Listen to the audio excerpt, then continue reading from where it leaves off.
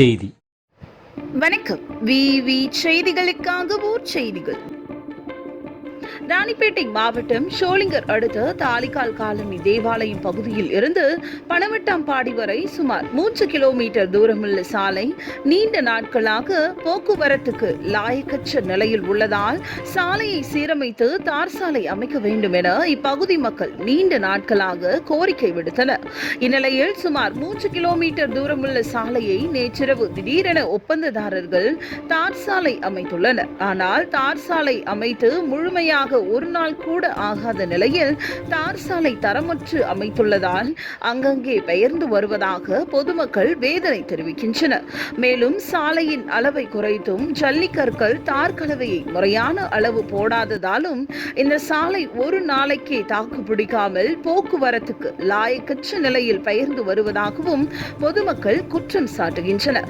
இந்நிலையில் பனவட்டாம்பாடி, தப்பூர், போலிப்பாக்கம், குன்னத்தூர், கோவிந்தாங்கல் உள்ளிட்ட 15க்கும் மேற்பட்ட கிராமங்களை சேர்ந்த பொதுமக்கள், கல்லூரி மாணவ மாணவிகள், கூலி தொழிலாளர்கள் என பலரும் இந்த சாலையின் வழியாகத்தான் அருகிலுள்ள பானாவரம் மற்றும் அன்வர்திகான்பேட்டை ரயில் நிலையங்களுக்கு சென்று வர வேண்டும்.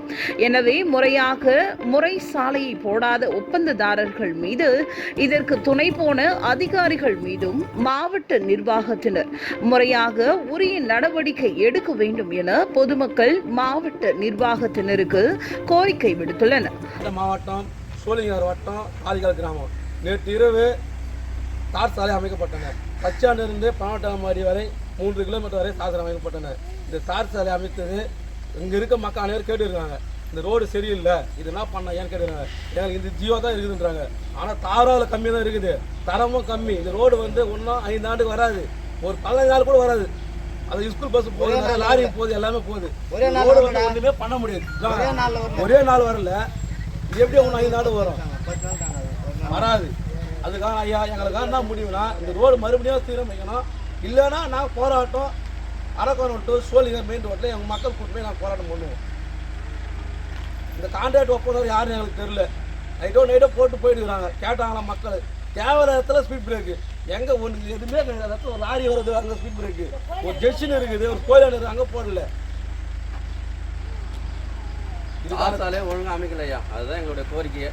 இது கேட்டாக்கா அனைவரும் நீங்கள் என்ன வேணால் பண்ணீங்க, எனக்கு இதுதான் ஜியோவா அப்படின்ட்டு நேற்று போட்ட தார் சாலை ஜெய் அவர் வந்து கான்ட்ராக்ட் ஓனரும் ஜெயோ நேற்று இது மாதிரி சொல்கிறாங்க. நீங்கள் எங்கன்னா போங்க, எங்கன்னா யார் வேணா போய் பார்த்துங்க, எங்களுக்கு இதுதான் ஜியோவா, நாங்கள் இதுதான் போட்டு பண்ணுவோம் அப்படின்னு சொல்கிறாங்க. இதெல்லாம் சொல்கிறாங்க.